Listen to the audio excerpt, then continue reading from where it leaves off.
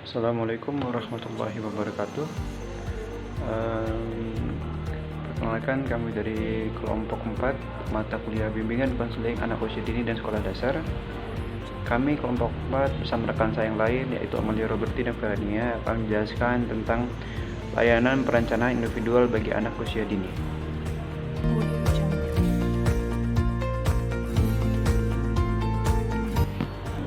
Selanjutnya saya Fatih Ramsyah akan menjelaskan tentang layanan perencanaan individual di bidang pendidikan.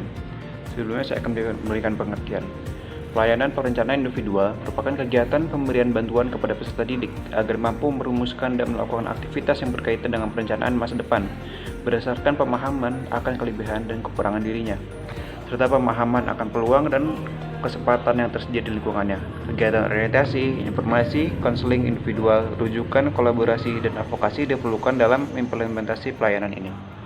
Sedangkan dalam pendidikan sendiri, yaitu memiliki fungsi pengembangan, membantu individu mengembangkan diri sesuai dengan fitrahnya atau potensi, peragaman atau diferensiasi, membantu individu memilih arah perkembangan yang tepat sesuai dengan potensi dan integrasi, membantu individu memiliki arah perkembangan yang tepat sesuai dengan potensi dan integrasi ke arah tujuan yang sama dengan sesuai hakikat manusia untuk menjadi pribadi yang utuh dari Sunarto Kartadinata tahun 2011. Upaya bimbingan dan konseling dalam merealisasikan fungsi-fungsi pendidikan seperti disebutkan terarah kepada upaya membantu individu untuk memperhalus, menginternalisasi, memperbaharui sistem nilai ke dalam perilaku mandiri. Layanan bimbingan sebagai upaya pendidikan diartikan sebagai proses bantuan kepada individu untuk mencapai tingkat pengembangan diri secara optimum dalam navigasi hidupnya secara mandiri. Bantuan dalam arti bimbingan yaitu memfasilitasi individu untuk mengembangkan kemampuan memilih dan mengambil keputusan atas tanggung jawab sendiri. Dalam memasuki pelayanan perencanaan individual, peserta didik diharapkan dapat mempersiapkan diri untuk mengikuti pendidikan lanjutan, merencanakan karir, dan mengembangkan kemampuan sosial pribadi yang didasarkan atas pengetahuan akan dirinya, informasi tentang sekolah atau madrasah, dunia kerja, dan masyarakatnya. Contoh-contoh kegiatan yang dapat dilakukan yaitu kegiatan orientasi, informasi, konseling individual, rujukan, kolaborasi, dan advokasi diperlukan dalam implementasi pelayanan ini seperti yang tadi disebutkan di atas. Itu contoh-contoh yang diperlukan dalam pelayanan bimbingan. Mohon maaf, saya ulangi contoh di atas yaitu contoh jenis layanan bimbingan konseling untuk anak usia dini. Sekian dari saya, selanjutnya rekan saya yang akan mengambil alih.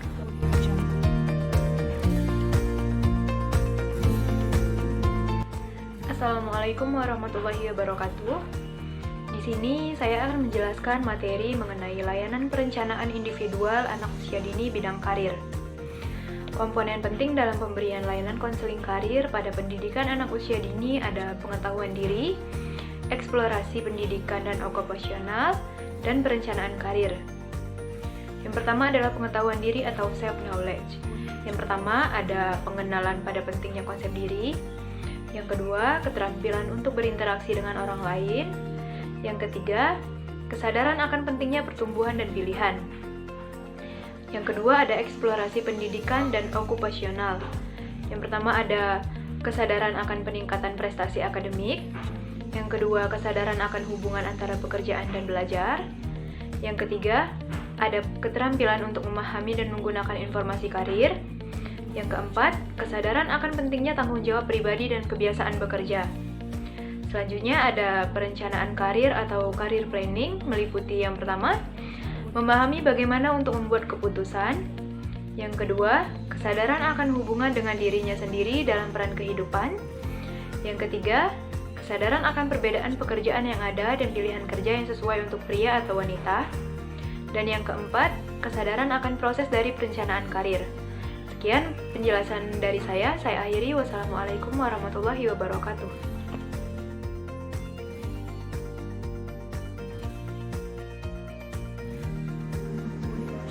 Bimbingan pribadi sosial merupakan salah satu bidang bimbingan yang ada di sekolah. Menurut Dewa Kentuk Soekardi mengungkapkan bahwa bimbingan sosial pribadi merupakan usaha bimbingan dalam menghadapi dan memecahkan masalah sosial pribadinya, sesuai dengan penyesuaian diri, menghadapi konflik dan pergaulan. Bimbingan sosial pribadi dikemukakan oleh Abu Ahmadi adalah bahwa bimbingan sosial pribadi diberikan kepada individu agar mampu menghadapi dan memecahkan permasalahan sosial pribadinya secara mandiri.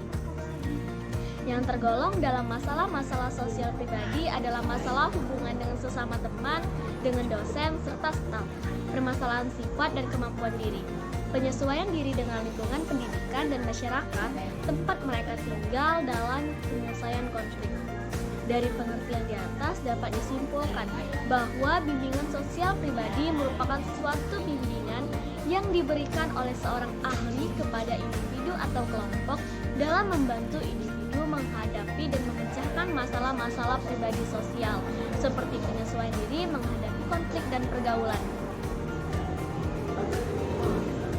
Baiklah, sekian presentasi dari kelompok kami. Kurang lebihnya mohon maaf. Wassalamualaikum warahmatullahi wabarakatuh.